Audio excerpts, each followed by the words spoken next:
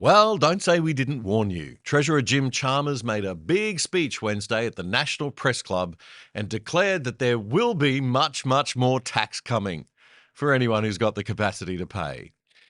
He didn't exactly put it like that. He said tax reform is needed to fund growing spending on defence and the care economy. Oh. The hideous tax on unrealised capital gains will be going ahead, setting a new and very dangerous precedent of government overreach into the wealth of private citizens in Australia. He said he was prepared to do his bit to deliver the kind of really massive tax reforms that people like Hawke, Keating and Howard did. Please don't, Jim. We don't need you to do your bit. We're all good, mate. Thanks very much.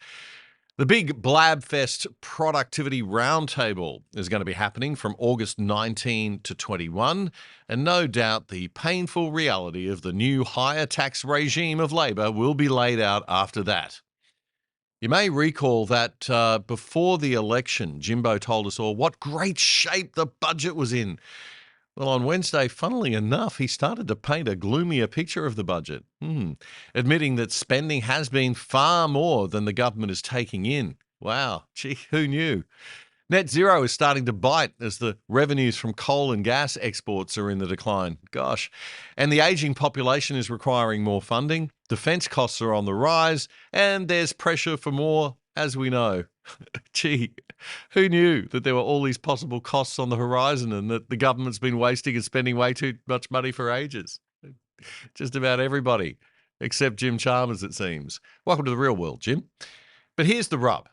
If you think that we are going to continue to pay for your poor management and bloated overspending and fat government bureaucrats, you are living in La La Land.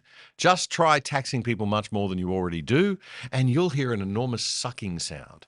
The sound of every Aussie who's got a buck getting the hell out of town and as far away from your socialism as possible. And then the people who will suffer will be the ones who always do under socialism. The poor, the sick, and the needy. Why do they never learn? We are still getting hammered by people on our social media for daring to challenge the narrative being pushed by the left-wing think tank, the Australia Institute, via the online commentator Punters Politics, that the gas industry is ripping off Australians. As I said last week, the Greens and the Socialists seem to forget that we are the ones who pay the tax on corporations. We have to pay more to buy a company's products and services to cover the tax that the corporations have to pay. As Nobel Prize-winning economist Milton Friedman pointed out almost half a century ago. Businesses can't pay taxes. A business isn't a person. Only people can pay taxes. A corporate executive may write the check. He may sign his name to it. But who's paying it? It either comes from the customers, or it comes from the workers, or it comes from the stockholders. Where else can it come from?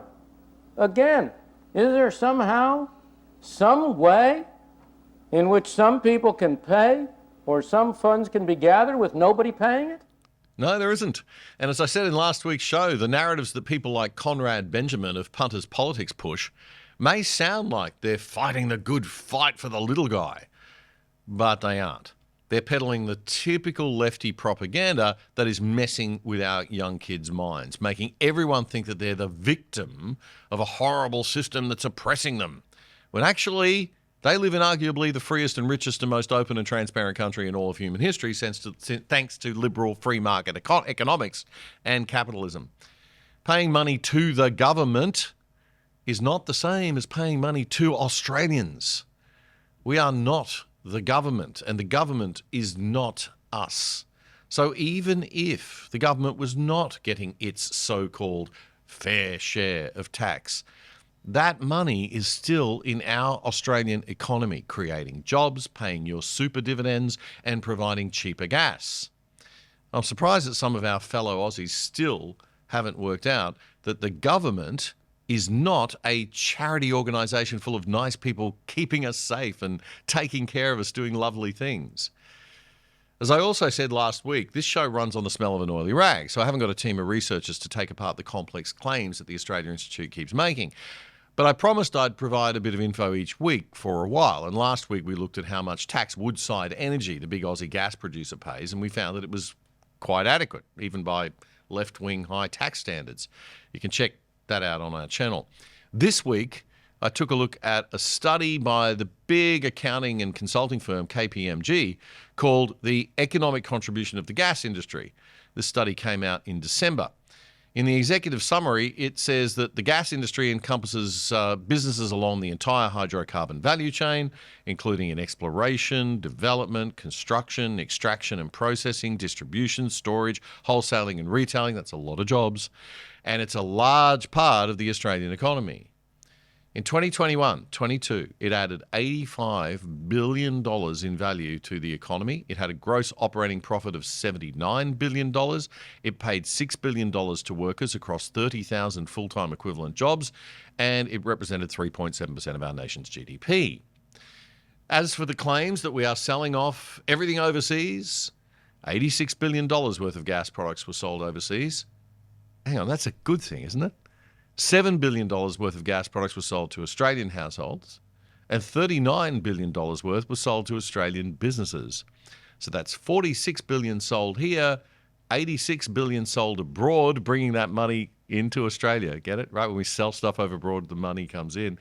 Of which the gas industry, by the way, spent $33 billion buying the goods and services of other Australian businesses. Let that sink in. There is no rip-off here, folks. The KPMG report also says that the industry paid $17 billion in taxes and royalties in financial year 23-24. So again, we've got to ask ourselves, why is punters politics not telling us all of this? Why is the Australia Institute not telling us all of this? Who are the people pushing this narrative about the gas industry, and why? Former SAS soldier Ben Roberts-Smith has made an appeal to the High Court, seeking a new trial in his defamation case against Channel 9 that he lost 2 years ago. You may recall that just last month, the full court of the federal court upheld Justice Anthony Bezzanco's finding back in 2023 that Roberts-Smith was complicit in the murder of unarmed detainees in Afghanistan on the balance of probabilities. His lawyers have made the latest submission asking the High Court to permit a new trial that would enable his former mistress to give what he claims is important evidence that wasn't allowed at the first trial. The Australian newspaper reports that the application concerns an explosive secretly recorded conversation with Channel 9 news reporter Nick McKenzie, in which it's alleged that the journalist claimed he'd been actively briefed about Nine's legal strategy. The High Court may take several weeks to make a decision about whether it will accept the appeal. Roberts-Smith has apparently separately lodged notice with the High Court, arguing that he was denied presumption of innocence in the original defamation trial too, and that he was wrongly branded as a serial war criminal. The Australian reports that he is again challenging the findings that he was complicit in the murder of Afghan detainees. Roberts-Smith is alleged to have been involved in the murder of a farmer kicked off a cliff and a one-legged man dragged from a tunnel at the compound known as Whiskey 108. Roberts-Smith says that in affirming Justice Bezzanco's findings, the full court erred by preferring delayed, contradictory and memory-impaired eyewitness accounts over Australian Defence Force operational records of engagements. The findings brand the applicant a serial war criminal, a criminal condemnation of the most ruinous kind, yet they were reached in civil proceedings absent the criminal trial safeguards of a jury, prosecutorial disclosure, and proof beyond reasonable doubt, the application says. The full court appeal judges said last month that they accepted the evidence in the defamation trial that Roberts-Smith killed the one-legged man because there were 3 eyewitnesses to the murder. They ruled that Justice Bezzanco had given sufficient weight in his original 2023 verdict to discrepancies between the evidence of the Afghan witnesses. It's messy stuff. These defamation trials that only require the proof of a balance of probabilities that a thing happened are concerning. They don't afford the appropriate protection of a criminal hearing, and they leave things really ambiguous. It's bad enough when we're talking about what might or might not have happened late at night between 2 political staffers in a ministerial office at Parliament House, let alone when applied to our most elite soldiers in the messy and foggy theatres of war that we expect them to fight and risk their lives for us in. If you like The Other Side, one of the best ways you can support us is by signing up for the products of our sponsors. And one of our best sponsors is PIA VPN, the virtual private network that stops people spying on your internet activity. It'll keep you and your family truly safe from the prying eyes of big governments and corporations without slowing down your internet speeds. And you can watch Netflix or other streaming services using your regular accounts with them as if you're viewing from any country in the world. You can sign up for less than $3 a month and get a whopping 83% off the normal price. Just go to piavpn.com/otherside to sign up and you'll get the discount. And you'll get more info on those special deals if you check it out. That's piavpn.com/otherside. That was a segment clip from our weekly Friday night news show, The Other Side, which you can watch in full by simply going to YouTube and searching up The Other Side Australia.